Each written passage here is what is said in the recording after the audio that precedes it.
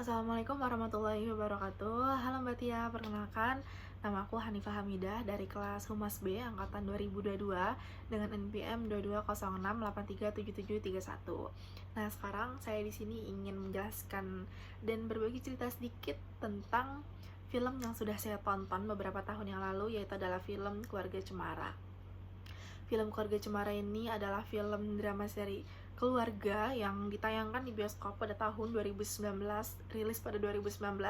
Film Keluarga Cemara ini juga disutradarai oleh Yandy Lawrence dan dimainkan oleh artis-artis terkenal seperti Ringgo Agus sebagai Abah, terus ada Adisti Zara sebagai kakak perempuan, ada Nirina Zubir sebagai ibu, dan adik Widuri Putri sebagai Ara.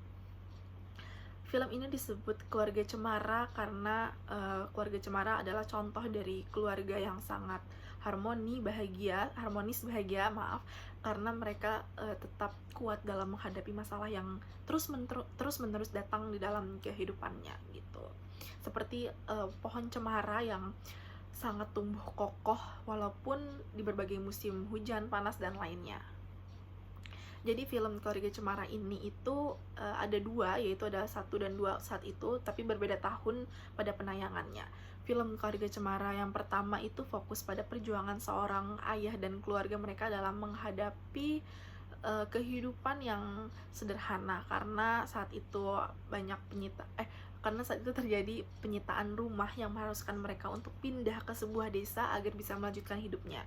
Jadi saat itu kakak perempuannya, yaitu Eis, itu harus terpaksa pindah sekolah dan berhenti menjalankan rutinitasnya sebagai seorang penari. Kayaknya itu kayak bukan penari tapi seorang dance gitu.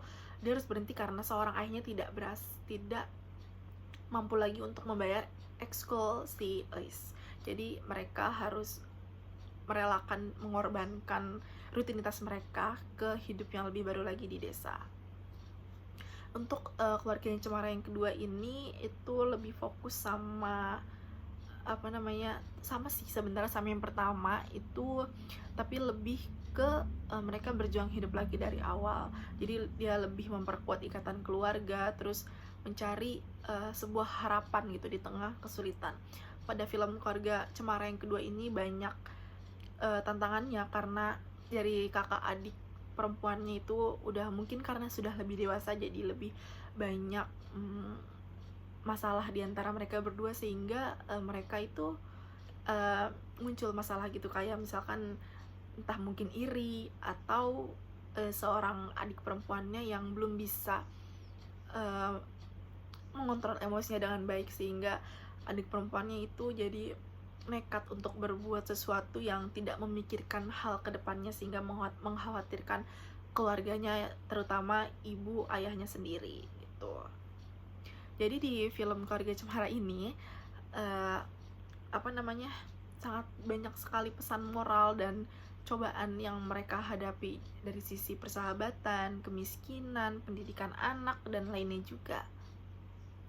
Film ini karena telah mengangkat tema keluarga, yaitu kesederhanaan dan lainnya juga, lebih membuat penonton untuk tetap menjalani semangat hidup, karena saya sendiri juga yakin banyak di luar sana keluarga yang terjadi sama seperti di film Keluarga Cemara ini, kayak banyaknya yang hilang pekerjaan tetapi mereka harus tetap hidup untuk nyari makan, terus menutupi kebutuhan pangan dan lainnya gitu.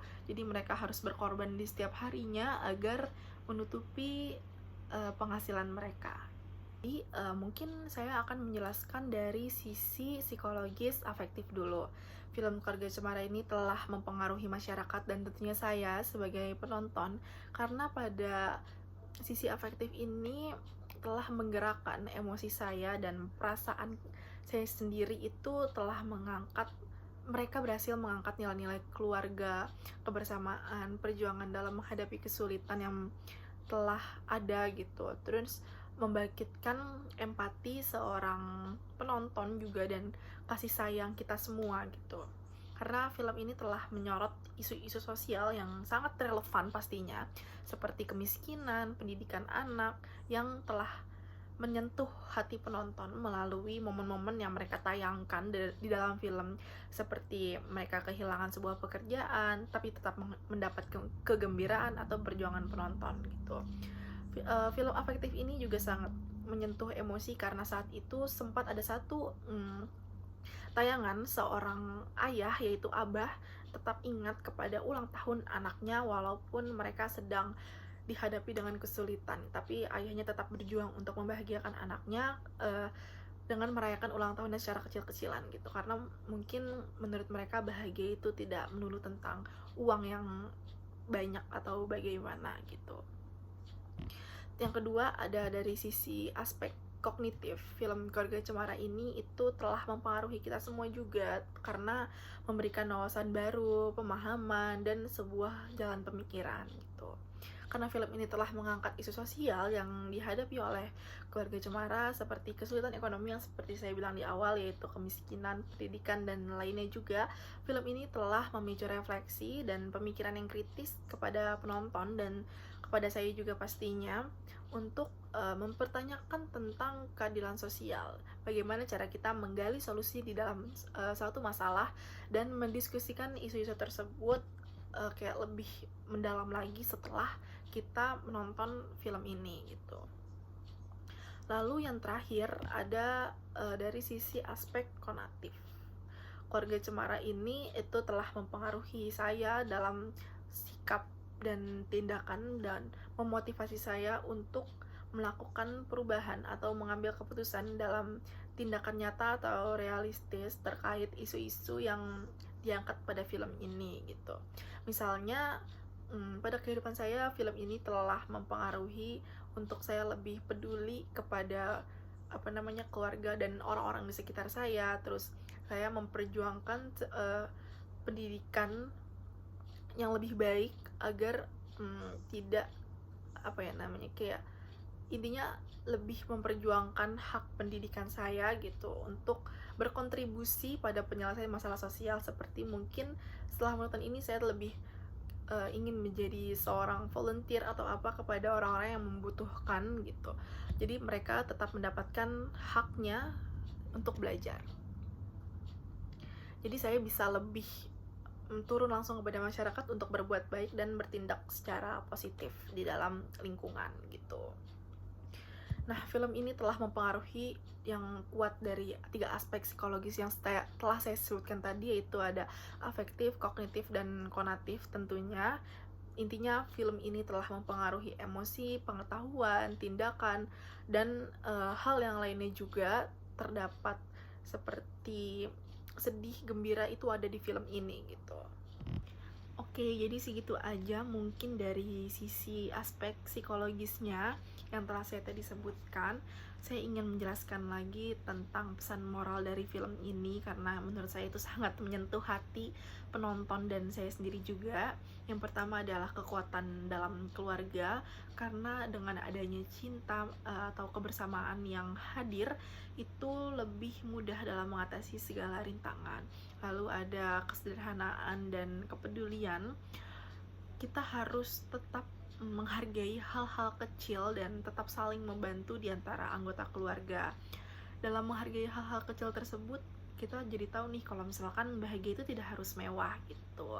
Lalu ada juga semangat dan keteguhan hati seseorang, karena dalam film ini mereka terus berusaha mencari jalan keluar untuk mereka bangkit gitu. Lalu ada persahabatan dan solidaritas, di mana saat kita susah, saat kita sedang sulit, mendapat banyak sekali cobaan, tetapi jika lingkungan, persahabatan kita, pertemanan kita, atau orang-orang di sekitar kita mendukung dan tidak menghakimi atau apapun itu yang bikin kita malah lebih down atau gimana, itu akan memberikan impact yang sangat besar. Dia akan memberikan kekuatan yang sangat besar. Lalu yang terakhir mungkin ada pengorbanan cinta yang tanpa batas. Film ini sangat besar sekali pengorbanannya yang dilakukan oleh dari masing-masing anggota keluarga untuk kepentingan bersama gitu. Seperti abah dan emak, yaitu orang tuanya, yang terus memberikan yang terbaik untuk anak-anak mereka, kayak tetap menjalankan pendidikan, seperti anak-anak mereka tuh harus sekolah, harus ini, harus itu, jadi kayak tetap mengutamakan kepentingan anaknya demi kesenangan dan kayak nggak usah mikirin deh, yang penting anaknya itu seneng bisa sekolah dan lainnya juga gitu. Jadi dia juga harus mengorbankan kepentingan yang lainnya demi kebahagiaan anaknya gitu, tanpa batas dan dedikasi dalam menjaga keluarga.